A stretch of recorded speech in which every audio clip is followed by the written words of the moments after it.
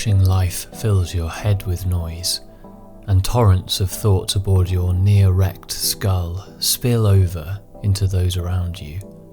An incessant drum, a high-tech hum, beats notifications into your bleary mind like Chinese water torture.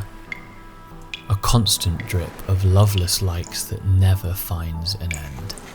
Nor can it, when distraction scratches so well. Well, almost.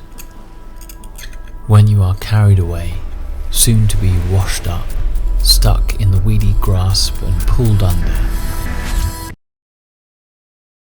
Then, take yourself to a river's edge. Slip down the muddy bank to biting fresh ripples. Let the world recede, its cacophonous drone of uptight, caffeine-fueled angst, drowned out by the confident murmur of unstoppable flow. Sink waist deep, navel filled, and wade. Watch time wash languidly by, the pace and rush of 9 to 5 which daily drags its victims down, tick-tocking to unending dissatisfaction, all swept away by an eternal tide that commands stillness.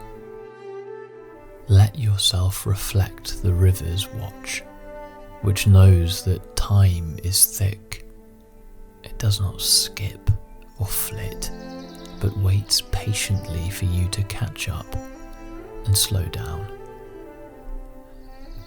Through the veil of misty morning light, wander lazily up the river's length, catch glimpses of darting blue as electric dragons fly about you, sometimes flung through the air, caught unaware by breathy puffs of wind.